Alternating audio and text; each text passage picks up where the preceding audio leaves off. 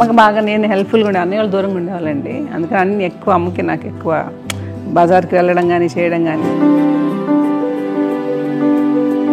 అని వాళ్ళు చదువుకోవడానికి వెళ్ళిపోయారు ఒక ఏజ్ తర్వాత. నేను కొంచెం పెద్ద అయ్యాను కదా, అప్పుడు అమ్మకి అన్ని హెల్ప్ఫుల్గా ఉండేదాన్ని. బ్యాంక్ పనులు కానీ ఇది నాకు కొంచెం టఫ్ టైమ్స్లో కూడా నీ పాటికి నువ్వే ఉండాలి, ఎవరి దగ్గర ఉండదు, ఎవరి ఇంట్లో ఉండదు, మా దగ్గర కూడా ఉండదు, నీ ఇద్దరు బిడ్డలు పెట్టుకుని నువ్వే ఉండాలి ఆమె వాళ్ళు చెప్పారు. చాలా టఫ్గా చెప్పారు. బట్ నాకు అదే ఇచ్చే ధైర్యం. ఇండిపెండెంట్గా అట్లా ఒకరి దగ్గర ఉండొద్దు, నీ గౌరవం తగ్గిపోతుంది, ఎక్కడ ఉండొద్దు. అది నాకు చాలా ఇన్స్పైరింగ్ ఉండేది అమ్మ మాటలు. నాకు ఒకసారి కొంచెం ఏదో ఒక డిప్రెస్డ్ ఇదేదో వస్తే అందరి నుంచి నేను ఏదో సెపరేట్ అయిపోయినట్టు ఒక సిచ్యువేషన్ ఏదో వచ్చినప్పుడు అమ్మ నన్ను పట్టుకుని she said I'm there for you always.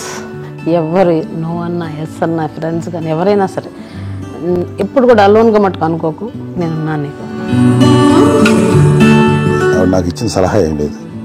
But the best thing మా అమ్మ దగ్గర నుంచి హగ్ అండి.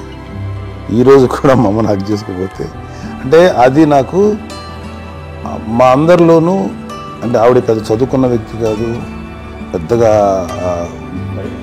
నా ఎక్స్పోజర్ కాదు, కానీ ఇవాళ అన్నయ్య కానీ విజయ, మాధవి, నేను, కళ్యాణ్ ఈరోజుకి టుగెదర్గానే ఉంటాం. కానీ ద ఇన్విజిబుల్ బాండేజ్ మా అమ్మ ఇచ్చింది. ఆ లవ్ అండ్ ఎఫెక్షన్, హగ్, అవన్నీ ఆవిడ నాన్ వెర్బల్ అడ్వైజ్ ఏంటంటే అందరూ అలా కలిసి ఉండాలనేది ఆవిడ నుంచి మేము నేర్చుకున్నాం. నాగబాబు కంపెనీ అమ్మకి ఎంత ఇష్టం అండి.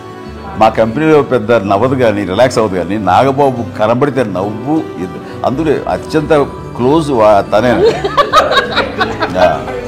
అది చెప్పే కదా, ఇప్పటికి వాడు ముద్దు పెట్టుకుంటూ దగ్గర లాక్కు.